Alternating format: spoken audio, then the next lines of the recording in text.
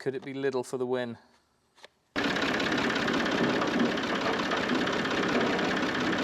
Evening folks, we are back on working on Audrey, and it's brakes time, and I feel like an expert now because I've done one. Done the other side, and I feel confident enough that I can show you what I'm going to do and not look like a loony.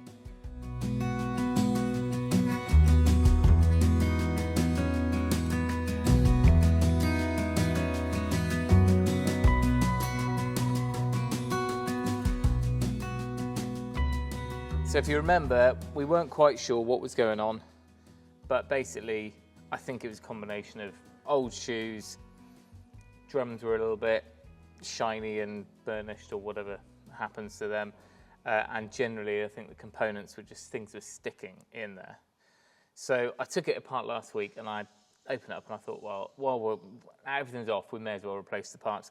It cost about £90 for all the components. The drums I think are fine, so I've left those, but we'll have a look. I'll show you what we've got, but £90 for both sides and a tractor that stops. It's, you know, it's a good investment from my point of view. So let's see how long it takes to get this side off. Took a lot of heat on the other side. I've got a bigger impact wrench, but this one always seems to do the job just fine. It almost seems more powerful. All right, let's see if we can get any off. All right, good dosing of WD-40 helps as well as the heat.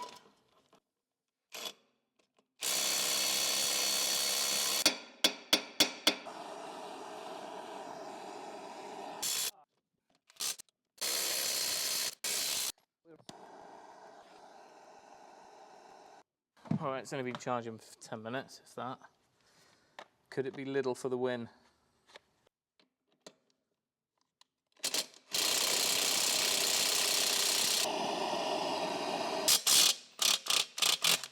Where were we? Should we get on with these brakes? Now these wheels are heavy. Let's move those hot nuts. Nobody wants to burn their hand on a hot nut.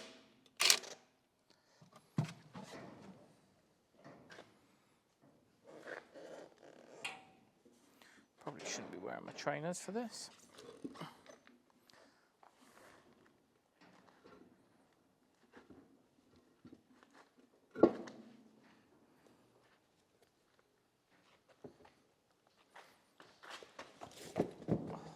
I'm quite excited to share this bit with you because I feel like I've learned something, I've taught myself something.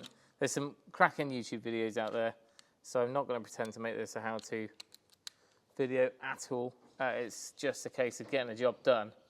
So, yeah, that's nicer than I thought it was going to be. I bought this impact driver.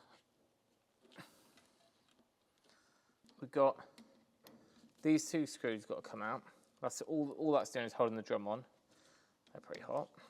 Right, so it could be that the drums are bound up on this, so the shoes are still rubbing. So on the back here, we've got that slot that we messed around with last time. I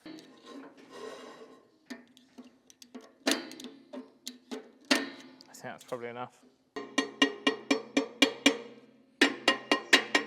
Yeah, I think we're good. Okay.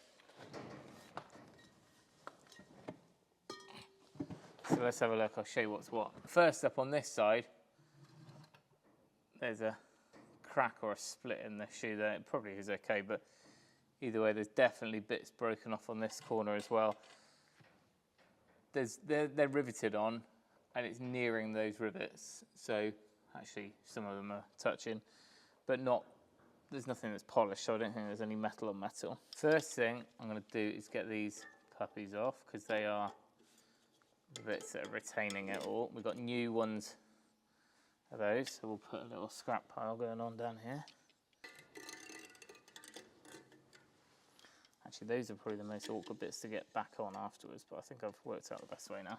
Next thing is that star winder, and that's what we were clicking from the back. So we kind of want to just make sure that that's wound all the way in, which is that way. Where possible, I'm trying to reuse everything because I figured The 60-year-old ones are probably better quality than the brand new ones I can find. But things like springs, I've got you. That's kids' bedtime done. Let's see if we can get this off before we lose light. Ping that spring off. That should come out, so we want that bit.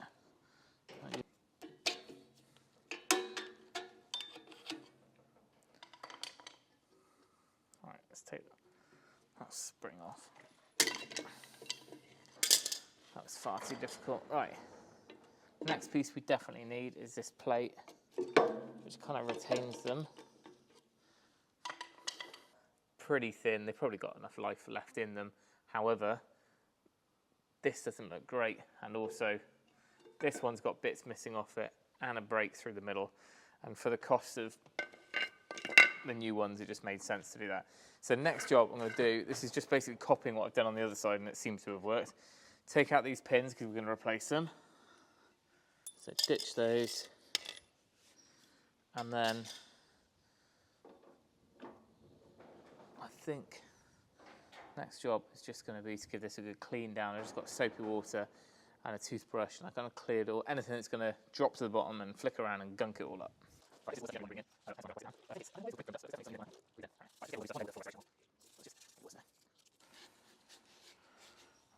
I'm sure this will all bone dry by the morning, so which you may or not be able to see here. When you press the brake, the rod that goes across to the linkages rotates this piece here, which is just like a T shape. And as that rotates, it pushes one shoe up and pushes the other shoe down. Now, on the other one, it wasn't pushing the shoe down. Something was catching around here. And I realised there's a bit of an adjustment to bring the shoe out because it was rubbing on something. So I don't know if that's the same situation here, and it's too late to check because I've already taken them off. But once we get the new ones on, we'll be able to tell. Like, none of this needs to be replaced. I nearly bought the whole set, which is only, I think it was £190 for both sides. And that is this piece here, this back plate, with all of the shoes pre-assembled and the springs. And I thought, oh, that's going to be far quicker. But actually, you've got to take all the, there's just a lot more to putting that on. And like I said, a lot of this stuff is better built. So I'm glad I didn't do that, because I wouldn't have learned how to actually change the shoes for a start. Right, so we've got a pair of new shoes. Now these ones are actually bonded to this shoe, so they're not riveted on, so I guess you can't replace them, but I can't imagine we're ever going to need to get through that anyway. So they can go straight on, they should line up. But first of all, we need to replace those pins. Remember those pins that were kind of holding it all on? And that is this pack here. There we go. There's one.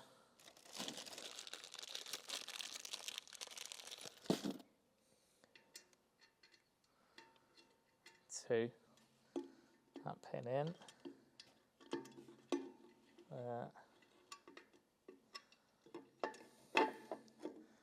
That pin in there. So at this point, the whole thing is a bit feeble and floppy. So we need to get one of those on. And this is the awkward bit. Let's get rid of that box of goodies. Bit back. Then we've got this spring. And then already you can see that there's no way I'm going to push that on and hold the back. So I realised pretty quickly that if you... What did I realise, Tim? How did I do this? Right. Come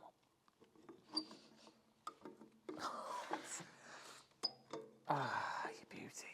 Right, it's one on. They should all be a bit easier now. Or at least the second one of this. So they turn 90 degrees, and yeah, through the slot, turn 90, and then it holds it on. Oh, yeah, you beauty. Oh, that springs a little bit. There he is. He's in. All right. Excuse the noise of the swallows. They are learning to fly in the barn, which is a bit of a pain, because they're pooing on everything. Come on you go.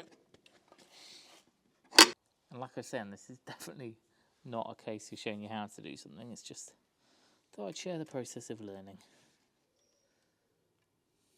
you remember I was saying about that cam, that T? So there it is. And as you put the foot down on the pedal, that rotates like that, and it pushes this corner up and that corner down.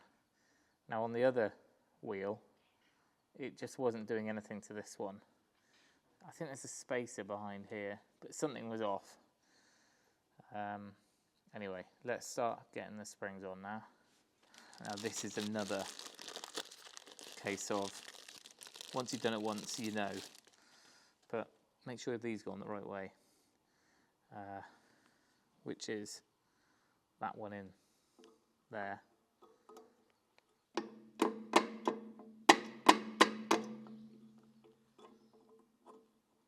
Now it's a case of safety squints to get these on. Did I do this bit first? I think I did. Oh, do you know what I haven't done? Thanks for reminding me. Let's look in our keeping box. So what we haven't put on is this. Just make sure. I think that's how it's on. Don't judge me for using a slate roofing hammer.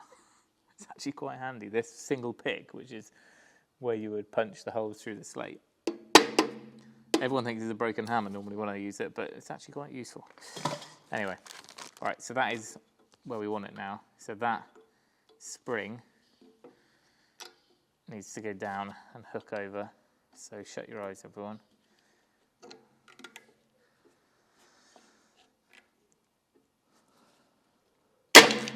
Yep, nearly.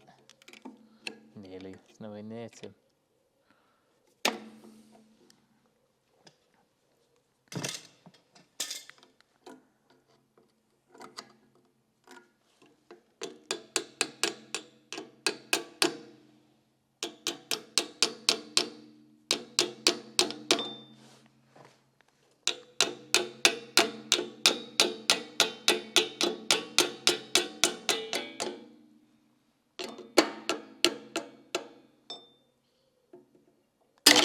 You beauty. Start putting blooming trampoline springs on. I'll test your patience as a father.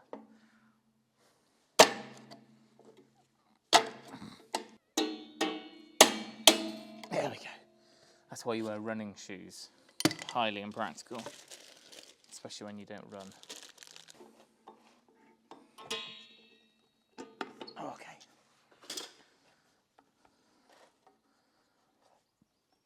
Good. So that's going to go on there. We need to thread it all the way down. And that will start pushing that one up. That's wrong. Done that wrong, Tim. I thought that spring went on a bit easy. That spring is meant to be in these holes. But while I get on with this, there's not much to watch, I should explain a couple of things that came up in the last video about this tractor and also why we don't have certain things. One is, where did the blue tractor go? The blue tractor was a lone tractor, both the smaller 26 horsepower one and then that bigger 50 horsepower with a cab.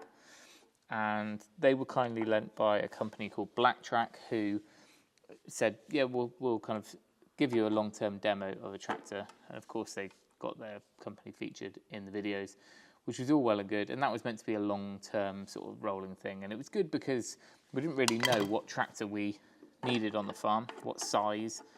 And that's why we soon learned that a 26 horsepower tractor is not quite big enough, especially the capacity of lifting and things like that. So we did that for 12 months, and we were really expecting that to carry on because a number of people have gone ahead and bought tractors, and we field emails all the time from people interested. We kind of ended up becoming some sort of hotline for these tractors, and which was okay, but we weren't gaining any value from it as far as no income. Anyway, after a while, the bigger tractor needed to go back to Solace because it was like their own demo. It was the manufacturer's tractor. And then we were kind of left with no tractor. that kind of just came about, and we were expecting it to carry on. And I think they kind of think that, oh, well, they've got all that business from the videos, and the video's going to stay up, and which is a little bit annoying. You know, it was bad business on my side. I should have realised. I don't think we were taking advantage of, but equally, we could have done better out of it. So I just figured that it's stupid to have a farm where we're relying on someone else's kind of lending or someone else's decision making, whether we actually have a tractor to use. So hence why I just had enough. I wasn't going to start chasing down another deal straight away or anything like that. We needed to buy something, and that's why I bought this.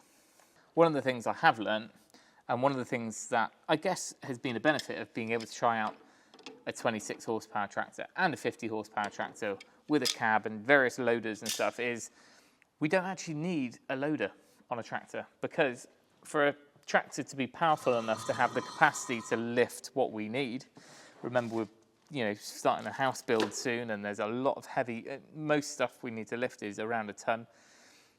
You need quite a big tractor to be able to lift that, and even then, tractors aren't the best things for pallet shifting, and they don't boom out and things like that. So we realised that what we need is a smaller tractor with no cab, which is this, and no cab is fine because I can pick and choose when I mow and things like that, and I've got trees to get under, and that big cab tractor was just too big.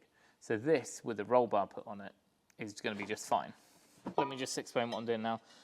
These drums are okay, but they need a bit of rubbing back, so I've been suggested just give it a light rub with sandpaper just to freshen up the surface, and that's what I'm going to do.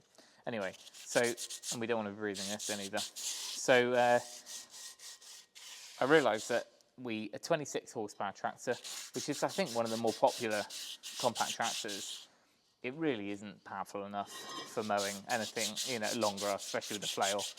And this tractor is almost as powerful as that one with the cab. So this is everything we need as far as power in a fairly compact size. I mean, at the end of the day, this is a compact tractor. Just might not have that modern compact tractor trademark name.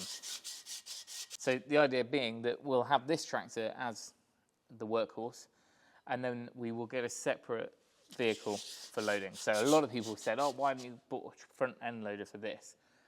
It just wouldn't be worth it. We definitely need something more like a telehandler, an older telehandler, or a rough terrain forklift or something like that to manage, because you've got reefing sheets. If we could get something that could boom up, 5 meters, 6 meters, it would be far, far more suitable for what we need, because we were almost using that tractor more as a loader, which it wasn't designed for. At the end of the day, tractors for field work. We don't want to breathe any of that dust in. I'm pressure washing the barn out soon, so give that a light tap. Now, that's pretty well greased. This had a load of grease on it. I could have put a little bit more on that T, but what I'm going to do now is activate the brakes and see if both of these are moving before I put this drum on.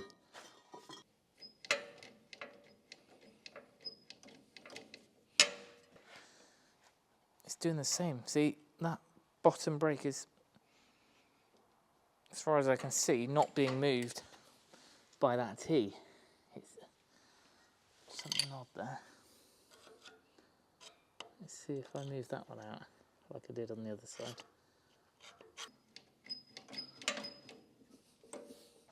I'm recording so I can watch it back. So this is just the left brake.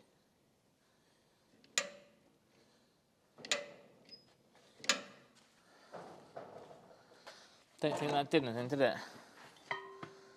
So it's the same problem as the other side, it's just very weird.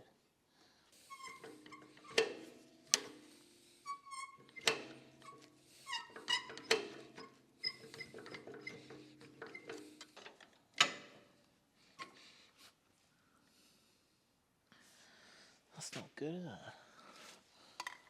That's not springing back at all now. Ah, that might be it. There's a spring there, which looks like it should be doing something.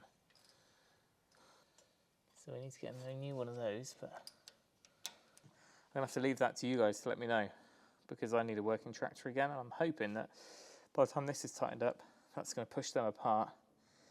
Maybe that will help that engage, but it's that T, that cam on the end there, is just not pushing the bottom brake down as much as it should. Anyway, right, let's get on and get this brake on.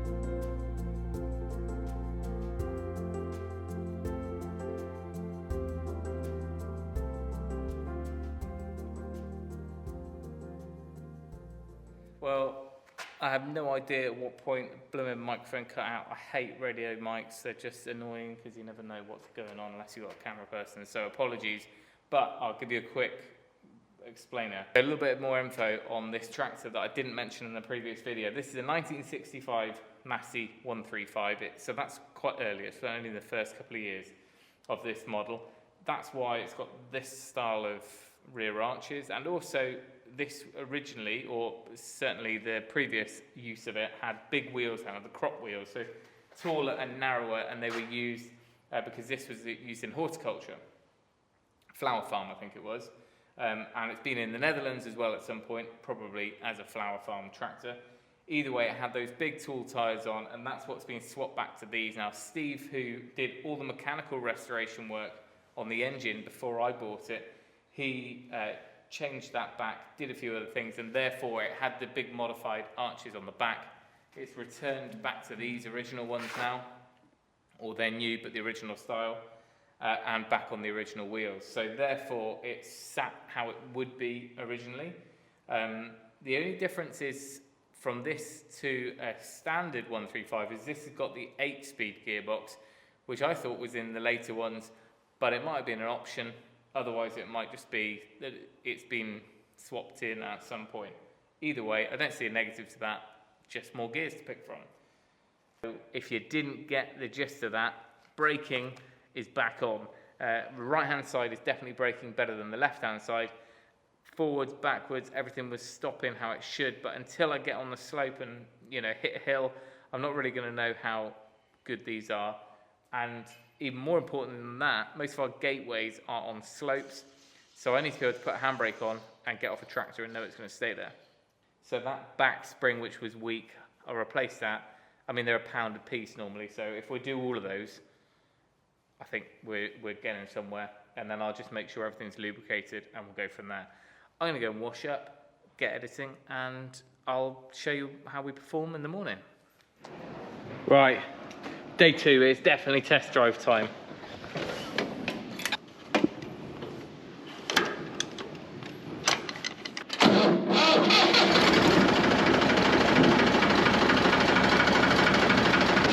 So I swapped out, put the box on, so we're going to need to do a few bits of moving around.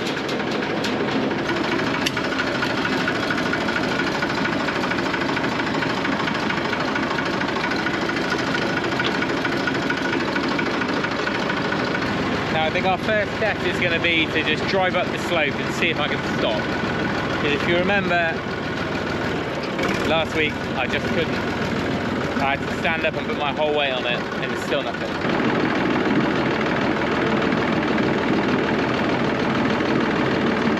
Please hold.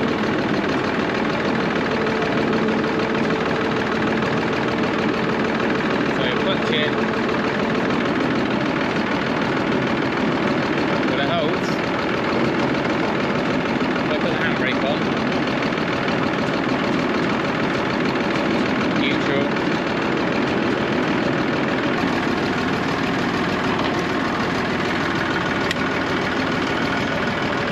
Can we do a hill stop?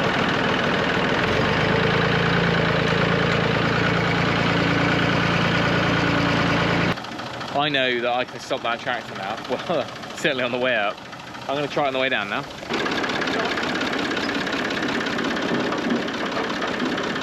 And I think there's still work to be done there, but at least simply the fact I can get it to hold on a slope and the handbrake, you've got to remember that most of the time the engine's braking for you. Going down all the slopes around here, I'm never going to be freewheeling. It's just the point where you want to stop and you need to put the clutch down, then that's when you need your brakes to work.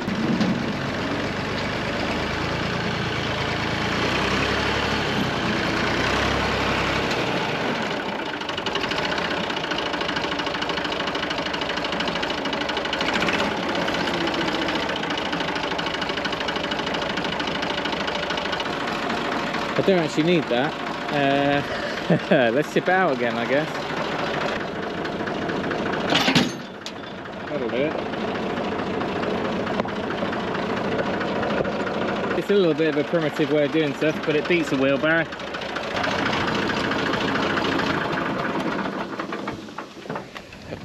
Right, we'll leave it there. Let me know if there are any other improvements I can make to those brakes. I think time will tell if they're going to improve. The linkages and the springs I might just need to tweak next. But apart from that, happy that we've solved that and it's safer.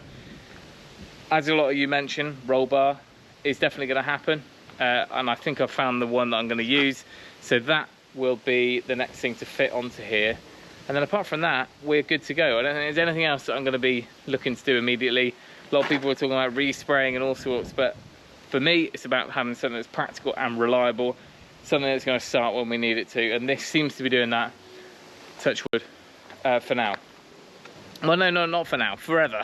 There we go. I'm super chuffed that I've learned something, and I think I can keep on top of those brakes now.